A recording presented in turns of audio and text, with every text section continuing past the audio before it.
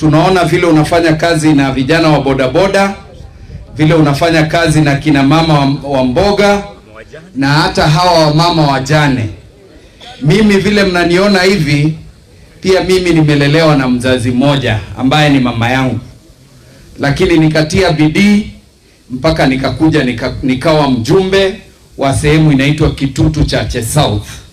Kwa hivyo kina mama, msife moyo, muendelee kutia bidii, msomeshe watoto hao waje kuwa pia hao wajumbe wa sehemu hii, sivyo? Leo ni siku muhimu sana na ni siku ya kina mama, lakini ningependa kusema hivi, huyu ndugu yetu Jack Wamboka amefanya kazi nzuri.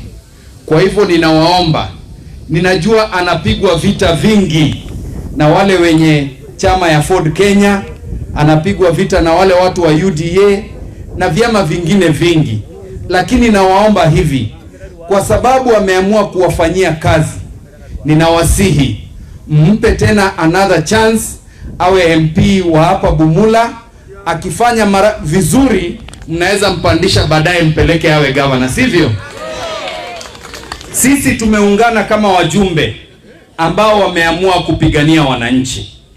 Mimi nilikuwa advisor wa Dr. William Ruto ambaye ni rais kwa mambo ya vijana na siasa. Tukizunguka tuliambia Wakenya tutawatoa bottom tuwalete wapi? Tuwatoe bottom tuwalete wapi? Nyinyi mnaona hiyo maneno inafanyika kweli? Hii serikali imeenda ikaingia, wakaanza kuongeza ushuru, wamepandwa na kiburi, wamepandwa na uongo, sivyo? William Ruto yeye mwenyewe sasa anajipiga kifua ati bei ya mafuta inashuka.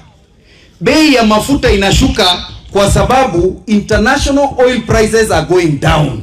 He has no otherwise. So lazima bei fanya nini? Ishuke. Yeye tunamwambia kama Zakayo apunguze ushuru kwa mafuta, sivyo?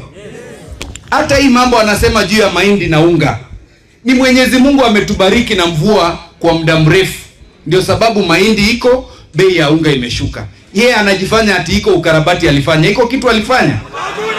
Ruto na serikali yake mambo yao ni kuiba. Wanatuibia ili wakuje kutununua 2027. Mtakubali hiyo maneno? Mimi nawaambia hivi, msipochunga, mrudishe William Ruto tena 2027.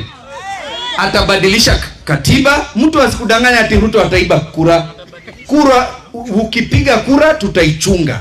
Yule ambaye tutaamua kuweka ndiye atatoa Ruto, sivyo?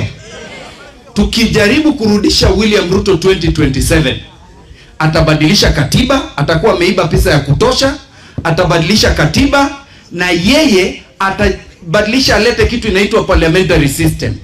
Tena atanunua wajumbe wote vile amenunua, arudi kama prime minister tena aendelee kutuongoza for another 20 years. Hiyo maneno mtakubali? Hivi majuzi ameleta mbolea fake. Si mmepata mbolea mawe? Yeye kama ni rais na anajali wa Kenya, angekuwa wa kwanza kumfuta Mithika Linturi kabla sisi hatujaleta hiyo hoja na Jack Wamboka, sivyo? Na asipomfuta huyo Linturi by Tuesday, sisi wa Kenya tutajua hiyo ilikuwa ni deal ya Dr. William Ruto na watu wake, ni vile imeharibika, sivyo? Mtakubali huyu mtu aendelee kuwa rais wetu? Mimi nataka William Ruto aone kwa mikono 2027 anaenda nyumbani. Hebu tuoneshe kwa mikono William Ruto anaenda nyumbani.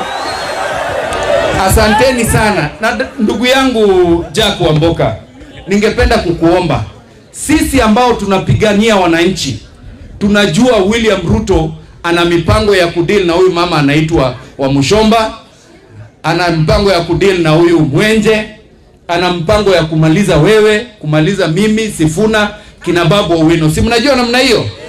Lakini akitangulia kunimaliza mimi, nyinyi pia muwapangie mdeal nao. Si ndio hivyo? Yeah, kama una live by the sword, you die by the... Kuambia watu ati mambo ni matatu. Wewe ni Mungu unapatia watu hai, sivyo? Na kitu ingine ningependa kuomba huyu ndugu yangu Jack Wamboka, mbeko muhano mbukusu bwana. Omuhana abe na indumbu, si ndio? Bula kabisa. Asanteni sana na Mwenyezi Mungu awabariki. Lomai kaba mundu wa mwana mubatura muno